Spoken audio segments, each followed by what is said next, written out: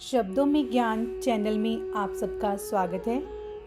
आइए आज हम पढ़ते हैं कार्तिक मास का छठा अध्याय। छठा अध्याय, जिसके सुनने से सब पाप नाश हो जाएं। कार्तिक महात्म्य का लिखूं छठा अध्याय।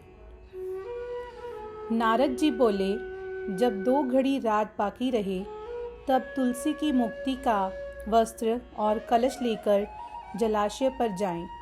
कार्तिक में जहाँ कहीं भी प्रत्येक जलाशय के जल में स्नान करना चाहिए। गर्म जल की अपेक्षा ठंडे जल में स्नान करने से 10 गुना पुण्य होता है।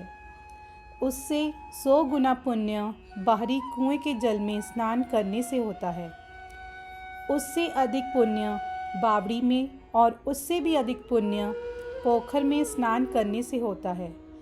उससे 10 गुना झरनों में और उससे भी अधिक पुण्य कार्तिक में नदी में स्नान करने से होता है।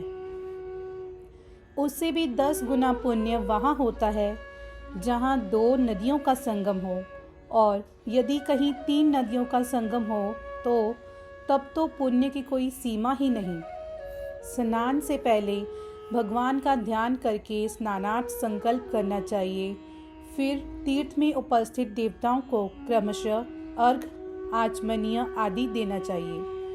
अर्थ में मंत्र इस प्रकार है। हे कमलनाथ, हे कमलनाथ, आपको नमस्कार है।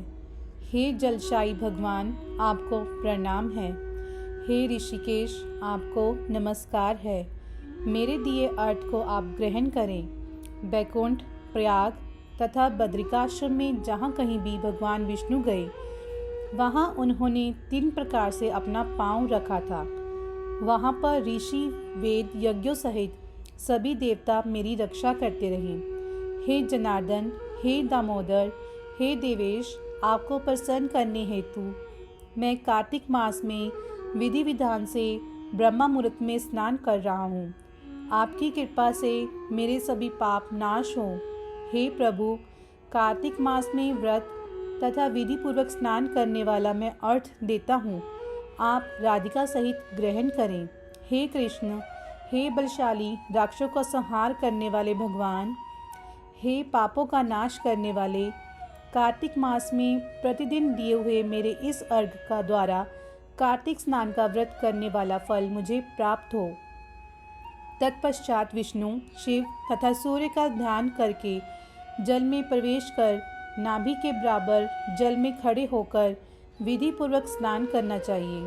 गृहस्थी को तिल और आंवले का चूर्ण लगाकर तथा विधवा स्त्री व यति को तुलसी की जड़ की मिट्टी लगाकर स्नान करना चाहिए। सप्तमी, अमावस्या, नवमी, त्रयोदशी, द्वितीया, दशमी आदि तिथियों को आंवला तथा तिल से स्नान करना वर्जित है। स्नान करते हुए निम्न शब्दों का उच्चारण करना चाहिए। जिस भक्ति भाव से भगवान ने देवताओं के कार्य के लिए 3 प्रकार का रूप धारण किया था, वही पापों का नाश करने वाले भगवान विष्णु अपनी कृपा से मुझे पवित्र बनाए। हे अनमुष्य भगवान विष्णु की आज्ञा से कार्तिक व्रत करता है, उसकी इंद्रादि सभी देवता रक्षा करते हैं, इसलिए वह मुझको पवित्र करें। बीजों, रहस्यों तथा यज्ञों सहित वेदों के मंत्र, कश्यप आदि ऋषि, इंद्रादि देवता मुझे पवित्र करें। अदिति आदि सभी नारियां, यज्ञ, सिद्ध, सर्प और समस्त औषधियां व तीनों लोकों के पहाड़ मुझे पवित्र करें। इस प्रकार कहकर स्नान करने के बाद मनुष्यों को हाथ में पवित्री धारण करके देवता, ऋषि, मनुष्यों तथा पितरों का विधि पूर्वक तर्पण करना चाहिए। तर्पण करते समय तर्पण में जितने तिल रहते हैं उतने वर्ष पर्यंत व्रती के पितृगण स्वर्ग में वास करते हैं। उसके बाद व्रती को जल से निकलकर शुद्ध वस्त्र धारण करने चाहिए। सभी तीर्थों के सारे कार्य से निवृत्त होकर पुनः भगवान विष्णु का पूजन करना चाहिए। सभी तीर्थों के सारे देवताओं का स्मरण करके भक्तिपूर्वक सावधान होकर चंदन, फूल और फलों के साथ भगवान विष्णु को फिर से अर्घ देना चाहिए। अर्घ के मंत्र का अर्थ इस प्रकार है। मैंने पवित्र कार्तिक मास में स्नान किया है। हे विष्णु, राधा के साथ आप मेरे दिए अर्घ को ग्रहण करें। तत्पश्चात चंदन, फूल और तांबुल आदि से वेद पाठी ब्राह्मणों का श्रद्धापूर्वक पूजन करें और बारंबार नमस्कार करें। ब्राह्मणों के दाएं पांव में तीर्थों का वास होता है, मुंह में वेद और समस्त अंगों में देवताओं का वास होता है। अपने कल्याण की इच्छा रखने वाले मनुष्य को इनका ना तो अपमान करना चाहिए और ना ही इनका विरोध करना चाहिए। फिर एकाग्रचित्त होकर भगवान विष्णु की प्रिय तुलसी जी की पूजा करनी चाहिए। उनकी परिक्रमा करके उनको प्रणाम करना चाहिए।